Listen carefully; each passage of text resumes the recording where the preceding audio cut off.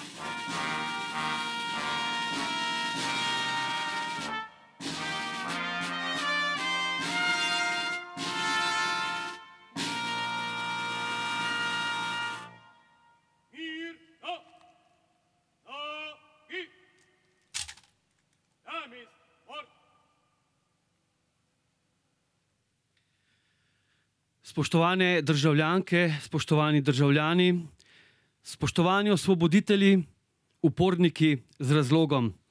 Spoštovani predsednik Republike, gospod Pahor, spoštovani predsednik Vlade Republike Slovenije, gospod Janez Janša, predsednik Državnega sveta, gospod Kovšca, notranji minister, gospod Hojs in pa naš gostitelj, domači župan, gospod Dušan Strnad, vsi ostali visoki gostje. Dober dan. Letos in naslednje leto smo in še bomo obeležili številne pomembne dogodke za samostojnost Slovenije in za obranitev njene samostojnosti. Tudi tu na pristavi je potekal eden takšnih dogodkov. A preden se mu posvetimo, se bomo, spoštovane in spoštovani, z minuto molka spomnili na vse junake, ki so za samostojnost Slovenije in njeno obranitev dali največ, svoja življenja.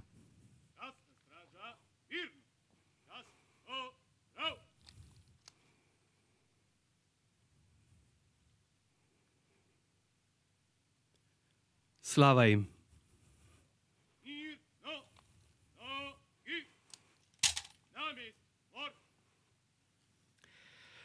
Spoštovane in spoštovani, jutri bo minilo 30 let od enega najpomembnejših dogodkov slovenske osamosvojitve. Takrat so ravno tu na pristavi ključni akterji nastanka takratnega obrambno-varnostnega sistema sprejeli, predvsem pa formalizirali, strateške dokumente, ki so bili temeljna podlaga za zaključno fazo organizirane simbioze vojaško-policijske organizacije, ki smo jo poimenovali MSNZ, torej manevrska struktura narodne zaščite, na kateri je ob agresiji takratne Jugoslovanske ljudske armade na komaj samostojno Slovenijo temeljil učinkovit in uspešen oborožen odpor. Prvič je bila v teh dokumentih Jugoslovanska armada tudi jasno opredeljena kot morebitni agresor oziroma ključna nevarnost za slovensko osamosvojitev. Sestanek tu na pristavi je bil izredno pomemben za slovensko samostojnost in si seveda zasluži vso našo veliko pozornost. To je dogodek, na katerega so lahko ponosni tudi v občini Ivančna Gorica. Zato k besedi vabim župana gospoda Strnada. Lepo prosim.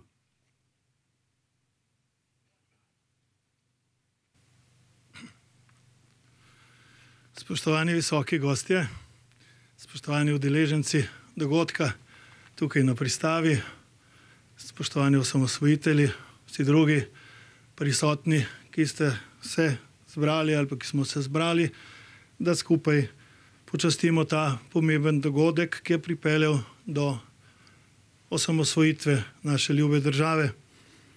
Nahajamo se na pristavi v krajevni skupnosti Metnej, ki je ena izmed 12 krajevnih skupnosti občine Ivančna Gorica.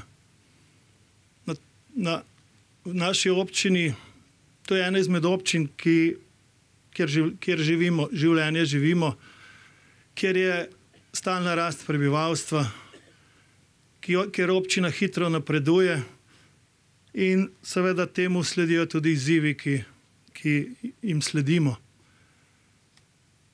Ponosni smo tudi na našo zgodovino.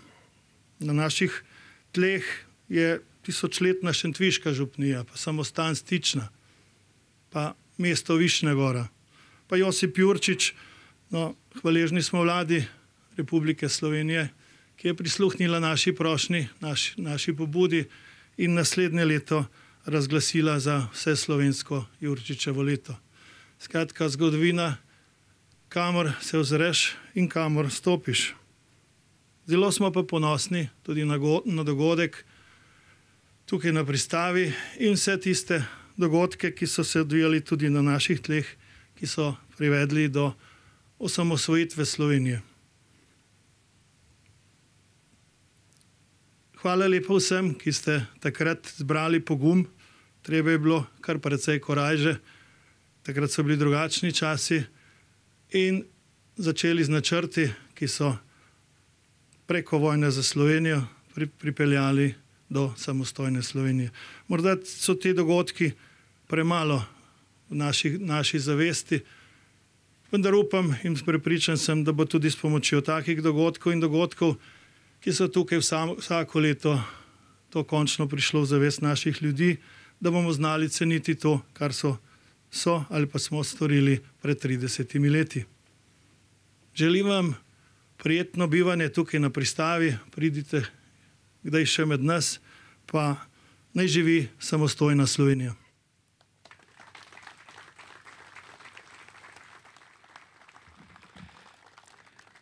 Hvala lepa gospodu županu. Za nekaj kulturnih utrinkov bo najprej sedaj poskrbel trobilni kvintet Orkestra Slovenske vojske s tolkalistom. Potem pa nam bo nekaj besed spregovoril gospod Tone Kuntner.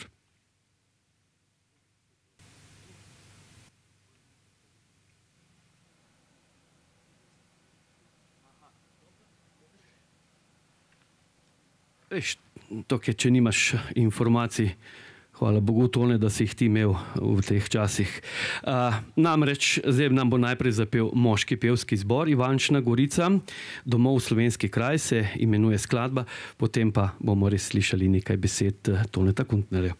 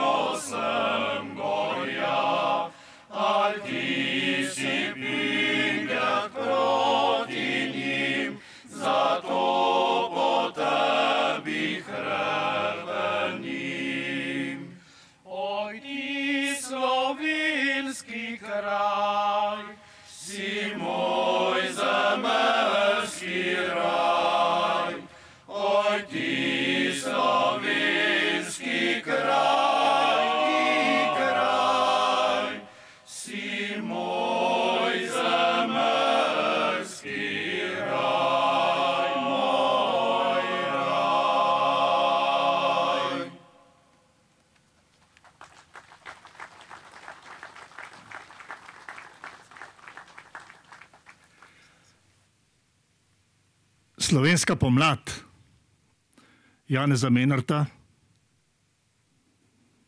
pesmi, ki je bila napisana pred 3 desetletji in ki je bila povedana pri zaprisegi prvih slovenskih vojakov na Igu in Opekrah. Drevo slovenstva raste 1000 let. In zdaj prišla je velika pomlad, ko odsvetel je hrepenenja cvet in že zori svobode zlati sad. Sad, ki zori, ni dar bogatih tal in sončnih dni in blagega dežja. Iz upanja pognal je sredi skal in rastel iz skrbi in iz gorja. In zdaj zori. In milostljivi čas je med sinovi našega rodu vseh dob in let in dni določil nas za zadnjo stražo svetega sadu, da ga z drevesa 1000-letnih nad še zadnji hip nam ne ukrade dat.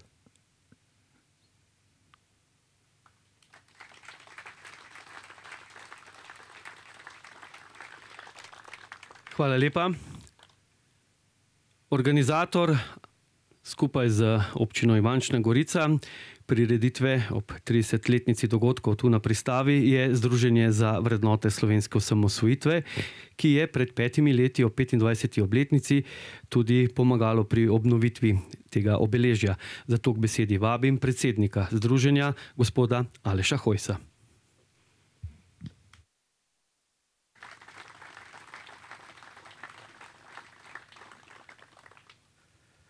Spoštovani predsednik države, predsednik vlade, predsednik državnega sveta, spoštovani ministri osamosvojitvene vlade, župan, poslanci državnega zbora, veterani vojne za Slovenijo, gospe, gospodje, lep pozdrav v imenu Združenja za vrednote slovenske osamosvojitve.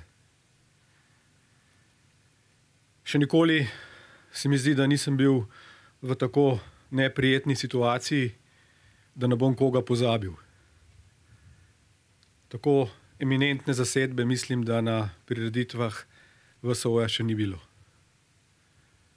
Ne samo, da gre za 30-letnico dogodka, gre za tisti dogodek, ki je v bistvu zavaroval našo osamosvojitev.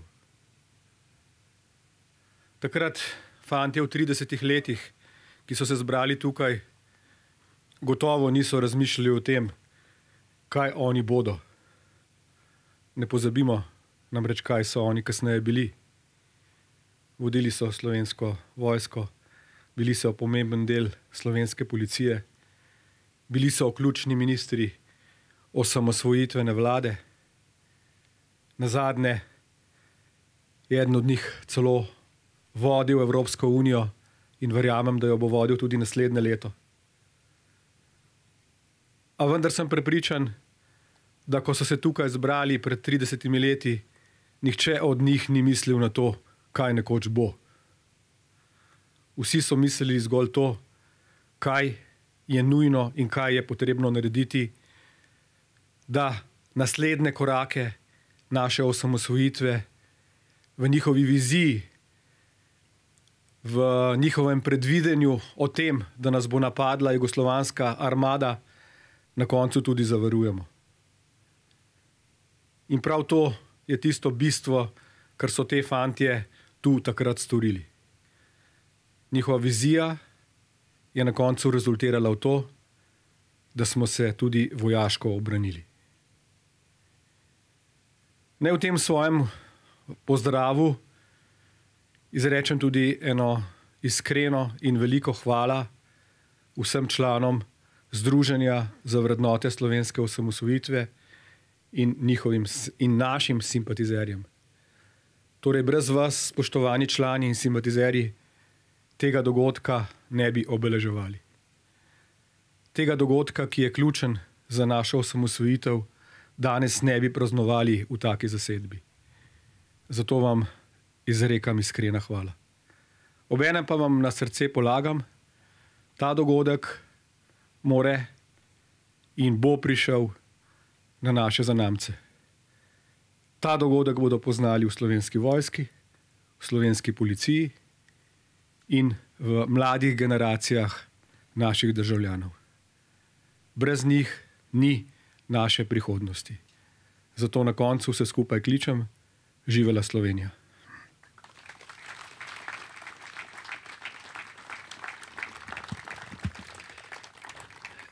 Hvala lepa gospodu Hojsu.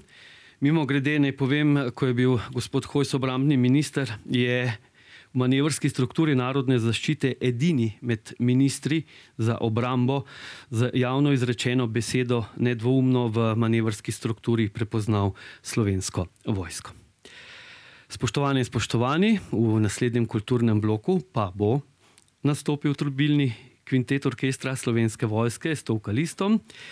Potem nam bo zopet spregovoril, tokrat svoje pesmi Tone Kuntner, in ob koncu še moški pevski zbor Ivančna Gorica z prelepo skladbo Rož podjuna zila.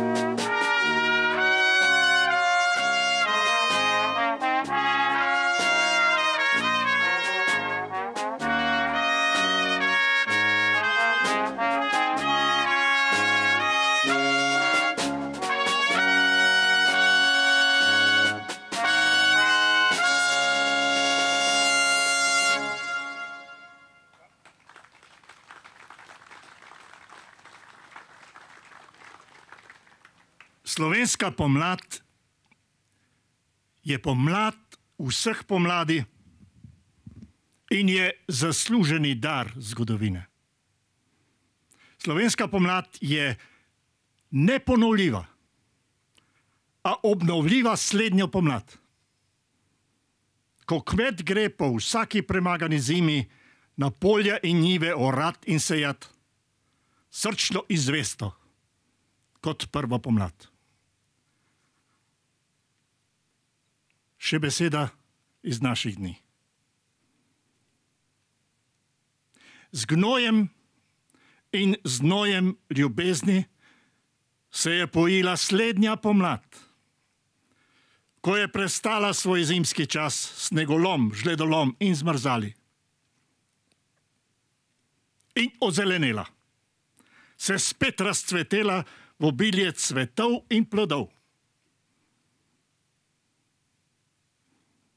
Kakšna bo letina te pomladi, ko seje sejalec med jara semena umetno gnojilo sovraštva?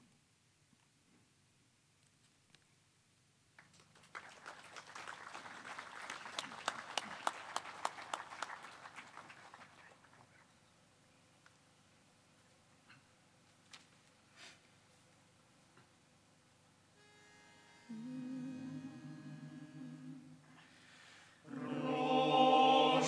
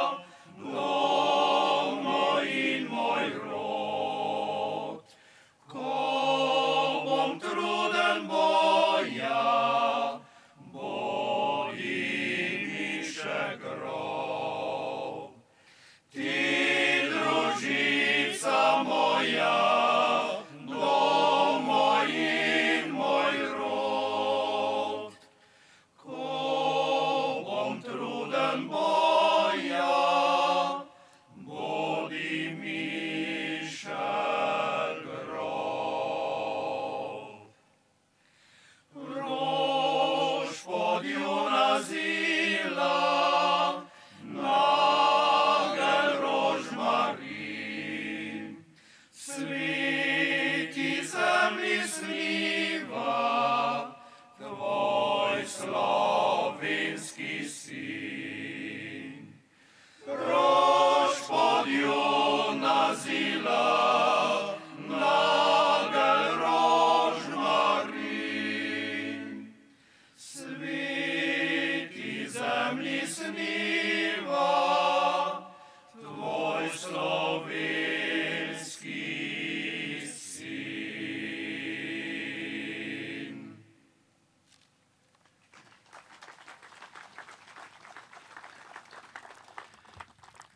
Hvala lepa. Samo še opozarjam enkrat, prosim, na varnostno razdaljo, da pazite 1,5 metra. Spoštovane in spoštovani, kot smo že slišali, na pristavi je bil 7. septembra 1990 zelo pomemben sestanek, ki so se ga udeležili najpomembnejši tvorci manevrske strukture narodne zaščite: Igor Bavčar, Janez Janša, Tone Krkovič, Vinko Beznik in Jože Kolenc. Gospod Bavčar je danes tukaj, z nami je tudi brigadni general Tone Krkovič, oba lepo pozdravljena.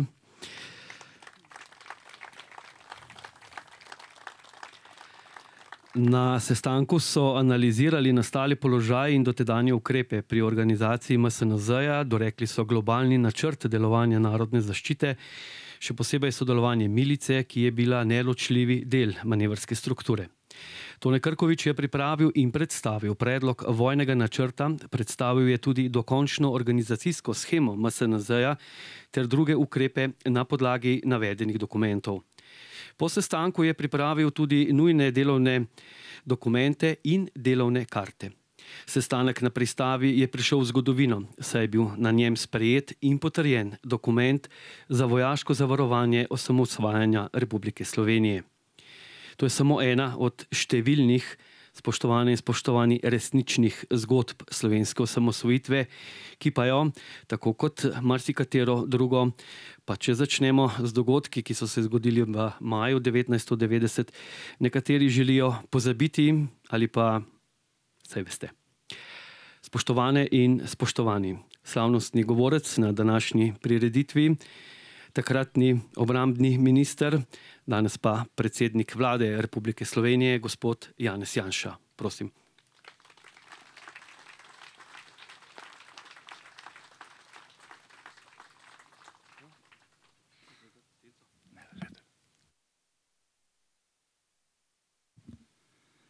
Spoštovani, lep pozdrav vsem skupaj na vrhu enega od teh čudovitih dolenjskih gričev.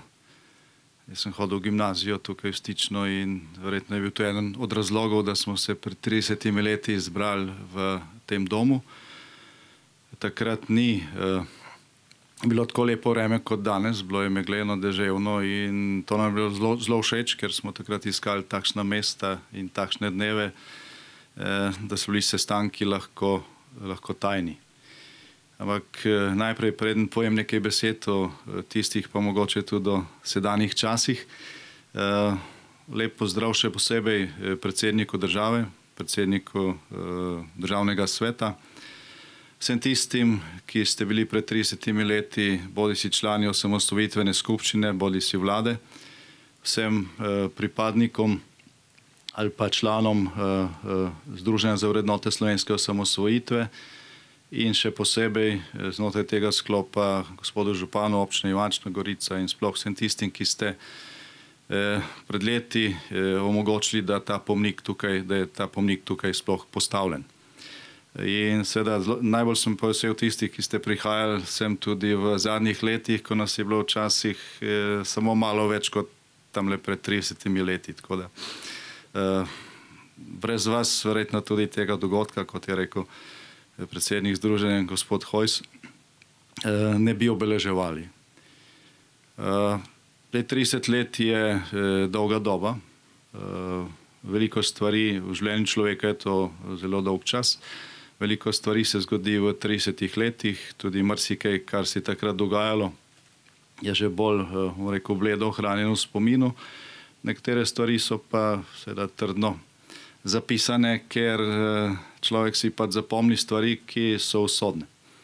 in jih nosi s sabo celo življenje, in seveda tudi skupnost, narod, država, če hočete, si takšne stvari, če želi sebi dobro zapomni, zato da se iz tega za prihodnost kaj naučijo tudi bodoče generacije.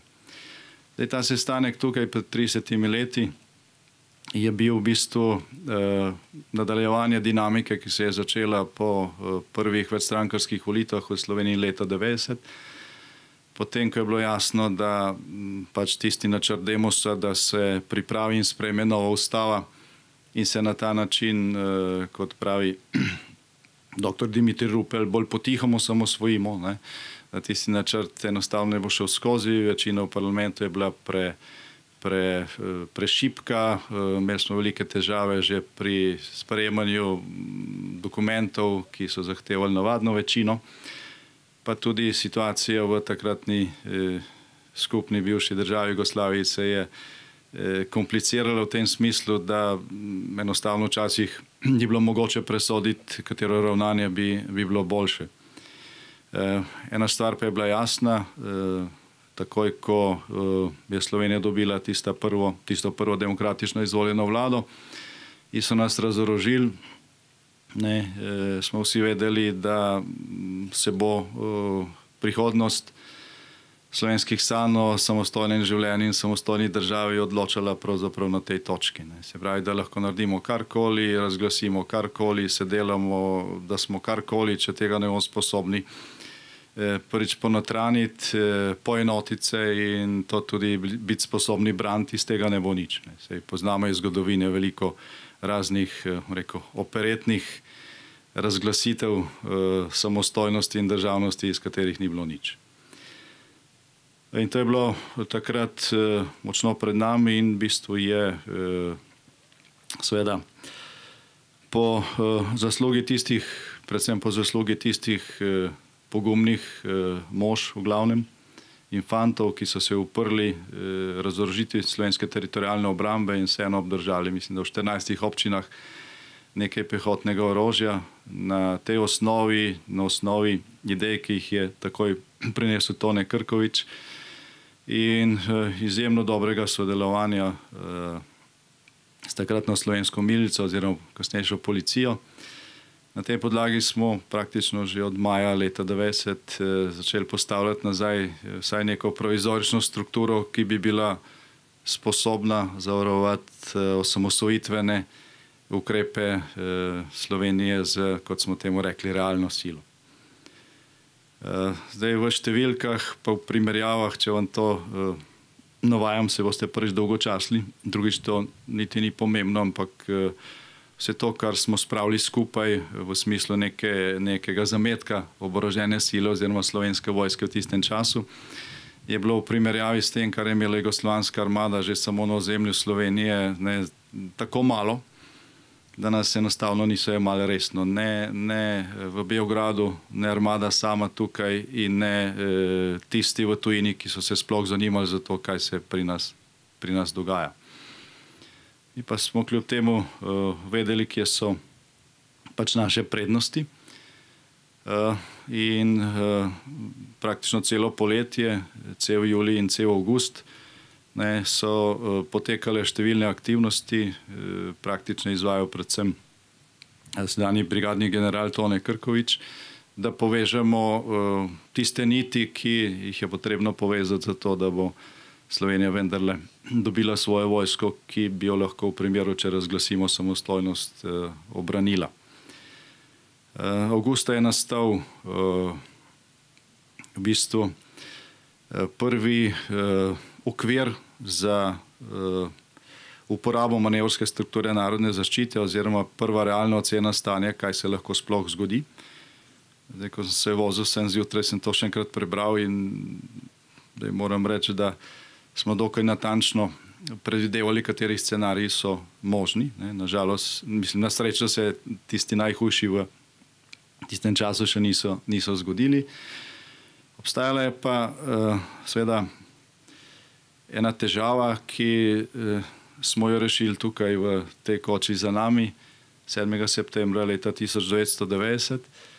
Poleg tega, da je bilo rešenih na stotine raznih podrobnosti v smislu načrtov, načinov, dorečenih načinov organiziranja na pokrajinski, občinski ravni, načinov delovanja, načinov sodelovanja z občinami oziroma lokalnimi skupnostmi.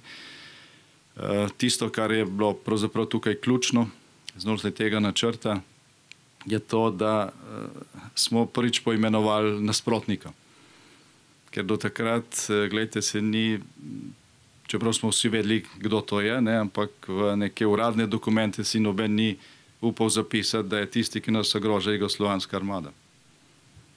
Nekaj, bili smo še v Jugoslaviji, tukaj je bila zvezna ustava, zvezna zakonodaja, bile so različne tajne policije, zelo krhek formalni okvir, ki je vendarle omogočal Sloveniji neke korake, ampak v življenju tako, če stvari na koncu ne poimenuješ s pravim imenom, potem se rešitvi ne približaš. In 7. septembra leta 1990 je prvič v uradne dokumente nastajajoče slovenske države Jugoslovanska armada bila zapisana kot potencialni agresor. In tudi narisane njihove enote potem v načrte in karte kot točka potencialnih nevarnosti. Če bi navzven to takrat predstavljali, bi bil velik problem. Tisti, ki ste živeli tisti čas, najbrž veste o čem govorim. Takratni samosvojitveni skupščini, ki je sicer sprejela nekatere ključne dokumente z dvotretjinsko večino, kar pomeni, da so sodelovali pri njih tudi tisti, ki niso bili člani koalicije Demos, ampak vse, kar je zadevalo obrambo, osamosvojitev z vojaškega in varnostnega vidika, smo v 95% primerov sprejeli s tesno večino Demosa. Razprave o slovenski vojski pa slovenski obrambi v slovenskem parlamentu so bile zelo podobne kot te, ki jih danes poslušate. Če danes je manj usoden čas in na to gledamo drugače, takrat pa je šlo izjemno zares. Zdaj, da vas ne utrujam z številkami in vojaškimi podrobnostmi, zdaj dve glavni značilnosti tega načrta, ki je bil tukaj potrjen septembra 1990, je možno izluščiti iz številnih detajlov. Prvo je ta, da smo se zavedali razmerja sil, zato smo manevrsko strukturo narodne zaščite, kasnejšo teritorialno obrambo in slovensko vojsko, to je vseeno in isti ljudje, isti program, isti cilj, samo izbirali smo različna imena zaradi taktičnih razlogov. Skratka, vedeli smo, da če bomo napadeni, se frontalno nikakor ne moramo upreti. Zato so bile te enote planirane za zaščito vitalnih točk in objektov. V večini primerov in samo v eni točki za ofenzivo, to so bili načrti za napade oziroma za osvojitev skladišč orožja in vojaške opreme. Se pravi, nečesa, kar mi nismo imeli, Jugoslovanska armada pa je tega imela v izobilju tudi na našem terenu. No in ta načrt, ki je bil v bistvu tukaj potrjen za primer zavarovanja Slovenije ob sprejemanju prvih korakov v smeru osamosvojitve, je bil v teh dveh ključnih točkah praktično realiziran potem tudi junija leta 1991, ko smo bili dejansko napadeni. V teh dveh točkah smo načrt izvajali tudi takrat in roko na srce bistveno več sil, tudi junija 1991 nismo imeli, dokler nismo osvojili tistih skladišč orožja Jugoslovanske armade z začetkom oziroma z glavnim prebojem, ki se je zgodil, ko je izvidniški vod Tonetove brigade osvojil skladišče Strmec pri Borovnici. Tam je bilo tudi večino orožja, ki so nam ga ukradli maja leto prej, zloženo po enotah teritorialne obrambe, po spiskih, in tisti, ki ste iz stroke, veste, da je na ta način bistveno lažje potem mobilizirati tudi dodatne sile in mi smo to sredi vojne naredili. Če smo imeli ob začetku odpora proti agresiji na razpolago nekaj več kot 15.000 mož slovenske teritorialne obrambe in nekaj več kot 8.000 mož slovenske policije. Smo po osvojitvi teh skladišč lahko te sile praktično potrojili. Na podlagi načrta, ki je bil v grobih obrisih narejen tukaj na pristavi. Zdaj, natančno teden dni po tem sestanku na pristavi smo imeli potem v Centru za obrambno usposabljanje Poljče sestanek z vsemi župani slovenskih občin, takrat so bili to še predsedniki občinskih skupščin, oni so bili po takratni zakonodaji tudi predsedniki svetov za obrambo, so imeli formalne pristojnosti in smo to, kar smo se tukaj dogovorili, uskladili v teh ključnih točkah tudi z ključnimi ljudmi v slovenskih občinah, te dni kasneje tudi s predsedniki izvršnih svetov, takrat so bile to občinske vlade, z velikimi pristojnostmi, še posebej, kar se tiče preskrbe. In slovenska teritorialna obramba je bila v celoti odvisna od lokalne preskrbe, ki je v času vojne mimogrede izjemno dobro delovala in se ta del velikokrat pozablja, ko govorimo o zaslugah za to, da smo se takrat za relativno nizko ceno pač obranili. In 28. septembra potem je slovenska skupščina na podlagi ocene, ki je bila dana kot tajno gradivo vsem delegatom skupščine, z več kot dvotretjinsko večino sprejela tudi 2 amandmaja k takratni slovenski ustavi, s katerimi smo slovensko teritorialno obrambo podredili slovenskim oblastem. Odločitev za to, da gremo v ta korak, je bila sprejeta na podlagi tega, da smo mi lahko delegatom povedali, gledajte, to zna biti konflikt, ampak smo sposobni ta konflikt zdržati, ne verjamejo, da bo prišlo do intervencije, do izrednega stanja, pa do intervencije celotne jugoslovanske armade, ker za to pač armada ni pripravljena, nekaj časa rabijo, še posebej jugoslovanska armada pač takšna, kot je bila. Če bodo šli po kakšne policijske akcije, smo to pač sposobni preprečiti in braniti in to je bilo ključno, da delegati, ki so glasovali za to, da iz zveznih rok iztrgamo zelo pomembno pristojnost na pravni način, spremembo naše lastne ustave, da so vedeli, da ne skačemo v prazen bazen. Če bi bili prepričani, da skačemo v prazen bazen, te dvotretjinske večine nikoli ne bi bilo. Niti ne bilo navadne večine, ker takratni skupščini, za razliko od tega, kar so tudi takratni mediji velikokrat prikazovali, so bili ljudje, ki so, mislim, da je bila to daleč najboljša sestava vseh slovenskih parlamentov doslej, ne samo zaradi teže odločitev, ki so bile takrat sprejete, ampak tudi nasploh. To niso bili poklicni politiki, so prišli iz vseh in tudi ni bila to profesionalna funkcija, le so prišli iz tovarn, iz občin, iz svojih okolij in so natančno vedeli, kaj se tam dogaja. So bili odvisni od tistih okolij in je bilo to razpravljanje in glasovanje precej bolj realno in prizemljeno, kot ga včasih poslušate iz sedanjih parlamentarnih klopi. Torej, naslednji korak je bil narejen, ampak o tem bomo verjetno govorili v Kočevski Reki decembra.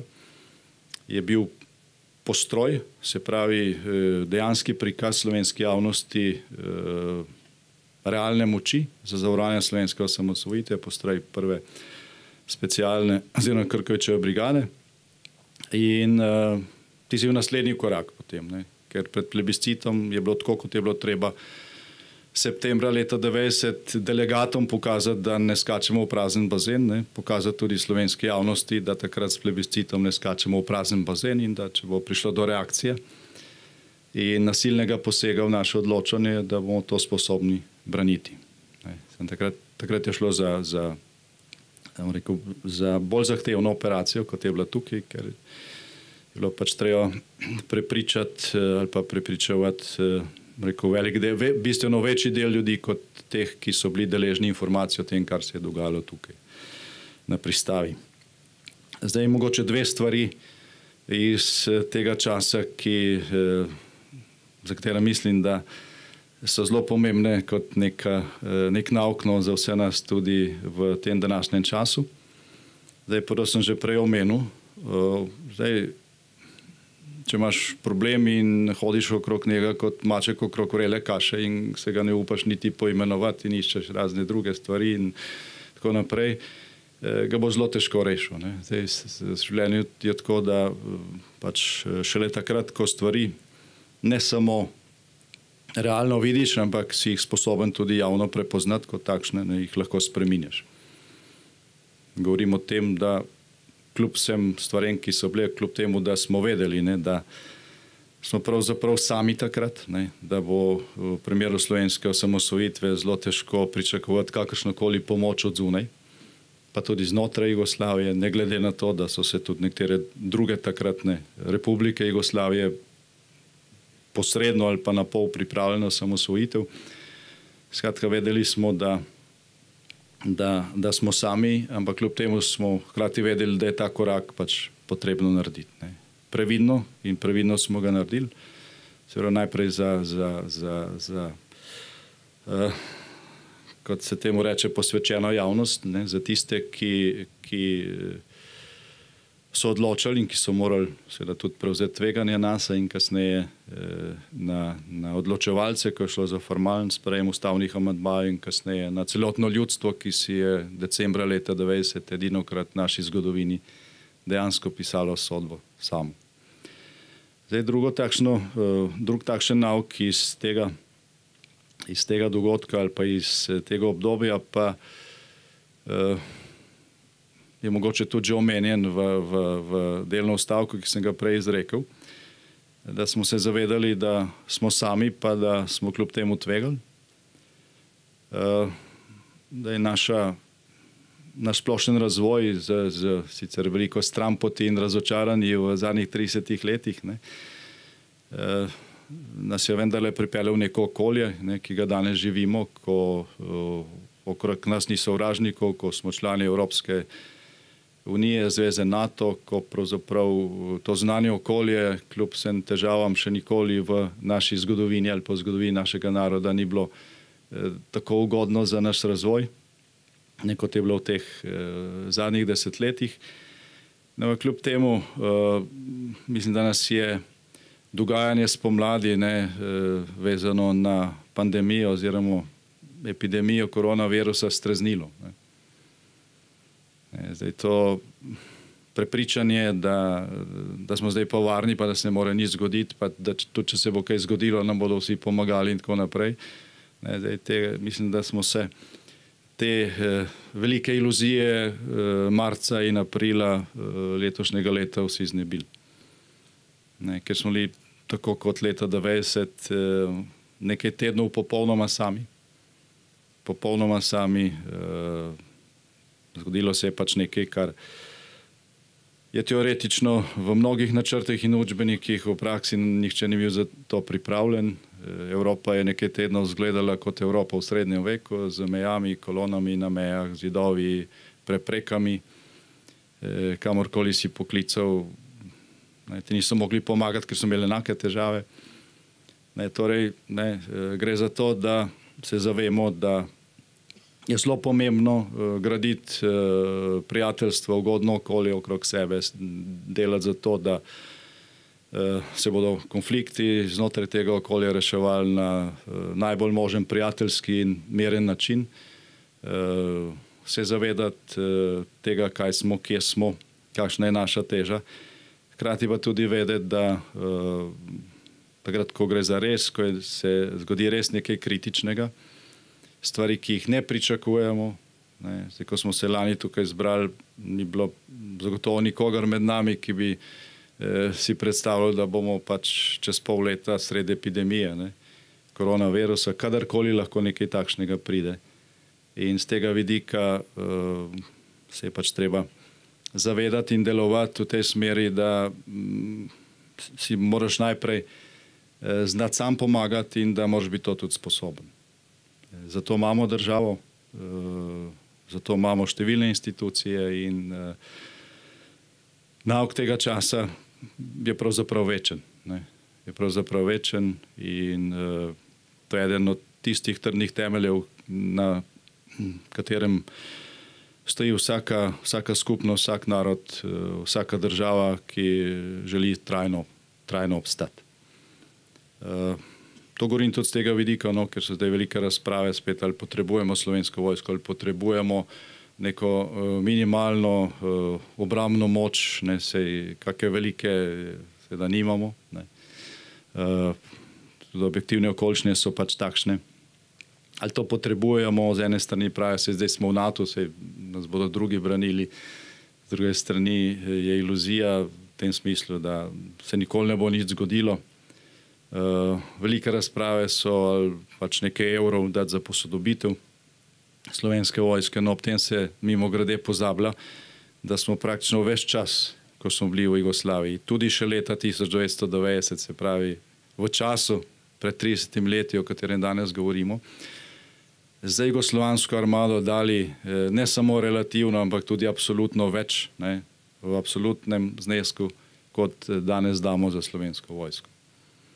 Ne, pa mnogi, ki so danes zelo glasni proti krepitvi ali pa normalizaciji stanja Slovenske vojske in Slovenske obrambi, takrat niso niti pisnili, ne, pa so bili že aktivni glede na tisto situacijo. Torej, zdi se mi zelo pomembno, no, da se spominjamo teh dogodkov tudi iz tega razloga, da znamo potegniti nauke, ne, iz tistega časa. In zadnji, ki bi ga rad danes podelil z vami, je dejstvo, da nas pet, ne, ki smo se zbrali tukaj v tej koči za mano pred 30 leti, niti približno ni bilo istih političnih prepričanj. To se je vedlo že prej, pa tudi kasneje se je pokazalo, da so se naša politična prepričanja različna. Ampak kljub temu, pa tudi kljub temu, kar se je takrat dogajalo v parlamentu, smo pri teh ciljih pač ne samo, da smo sodelovali, smo si tudi zaupali. Jaz mislim, da je to en od elementov, eno od dejstev, ne, zaradi katerih je slovenska osamosvojitev uspela. Pravi, tukaj politika je bila razdeljena, o tem nima smisla govoriti. Stopila je skupaj v nekaterih ključnih trenutkih, kar je bilo strateško pomembno, sicer je bila deljena, še posebej, ko je šlo za obrambna vprašanja. Tukaj vidim Francija Feltrina. Celo v Demosu so bile stranke, kjer ne, niso bili vsi za to, da imamo Slovensko vojsko, ne, zeleni. In recimo, hvala Franciji, ker si pač, ker je z glasovi, nekaj glasovi zelenih, ne, s tabo na čelu, ne, bilo možno sprejeti zakon o obrambi, zakon o vojaški dolžnosti, vrsto drugih odločitev, brez katerih Slovenske vojske enostavno ne bi bilo. No, ampak ko je šlo pa za obrambne, veliki meri ali pa enako tudi za policijske strukture, pa teh razlik v glavnem ni bilo. Pa teh razlik v glavnem ni bilo, tam ni bilo črte ločnice, ali si za Demos, ali si za, ne vem, SDP, ali kakorkoli so se že takrat imenovali. Črta ločnice je bila, ali si za Slovenijo, ali si za to, da ubranimo odločitev ljudstva na plebiscitu, ali si za jugoslovansko armado. No, in zdaj ta tehnica je bila odločilna, velikanska večina je bila za obrambo in zato smo pač uspeli. Ne. Začetki te enotnosti pa so se gradili tudi v tej stavbi za mano. Hvala vsem, ki ste bili potrpežljivi teh 20 minut. Sicer sem nameraval imeti krajši govor, ampak se je sonce malo skrilo in je potem lažje. Pa tudi vidim, da ste večinoma v senci. Hvala še posebej, ker ste prišli tudi v tem času, ki je pač zaradi zadev, ki sem jih omenil glede epidemije, nekoliko poseben. Ne. Mogoče se bomo morali za dlje časa navaditi delovati v nekih novih razmerah, ampak če smo zmogli tiste izzive pred 30 leti, bomo tudi te. Hvala lepa in lepo nedeljo želim.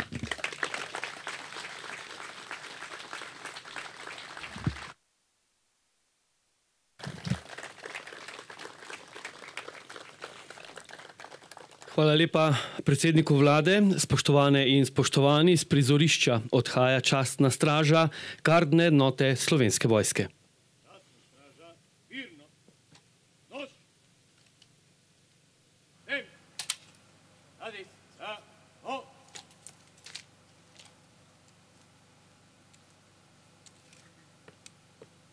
Dvojni korak, naprej.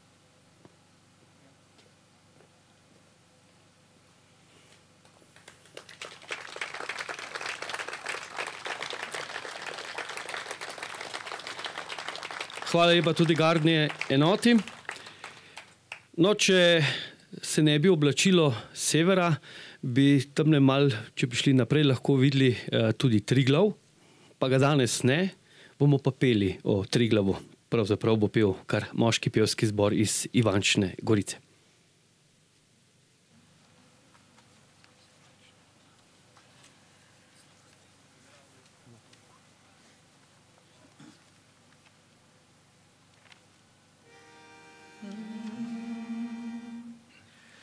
Oj, Triglav, moj dom, kako si krasan, kako me izvabljaš iz nizkih ravan. Po letni vročini na strme vrhe, da tam si spočijem samoti srci. Kjer potok izvira v skalovju hladan, oj, Triglav, moj dom, kako si krasan. Oj, Triglav, moj dom, oj, Triglav, moj dom, oj, Triglav, moj dom, kako si krasan, kako si krasan. Oj, Triglav, spominu mi je tvoj čar, zato pa te ljubim in bom te vsak dan. In zadnja, ko ura odbila mi bo, pod tvojim obzorjem naj spava telo. Kjer ptički radostno naznanjajo dan, oj, Triglav, moj dom, kako si krasan. Oj, Triglav, moj dom, oj, Triglav, moj dom, oj, Triglav, moj dom, kako si krasan, kako si krasan. Oj, Triglav, moj dom, oj, Triglav, moj dom, oj, Triglav, moj dom, kako si krasan, kako si krasan.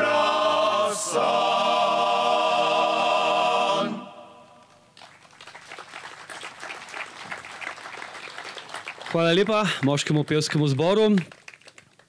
Predno nas bo v še vedno lepo nedeljo pospremil trobilni kvintet Orkestra Slovenske vojske s vokalistom skladbo Pozdravljena Slovenija. Se vam, spoštovane obiskovalke, obiskovalci, spoštovani osamosvojitelji, zahvaljujem za udeležbo na pristavi, tako kot je dejal gospod premier, včasih nas je bilo le peščica tukaj, ampak tudi takrat je bilo lepo in tudi takrat smo bili ponosni. Ključ zmage nad agresorjem je bil, kot je pred 5 leti tu na pristavi dejal prvi načelnik Slovenske vojske, brigadni general Tone Krkovič, v pravilni oceni in dojemanju izhodiščnega položaja ter pravočasnih pripravah na agresijo, ki je kasneje potem tudi dejansko sledila. Spoštovane in spoštovani, Slovenci smo upravičeno lahko ponosni na takratna častna in pogumna dejanja pogumnih mož in deklet. Še enkrat hvala lepa za udeležbo. Ostanite zdravi, srečno pot domov, srečno Slovenija in Bog te živi. Nasvidenje.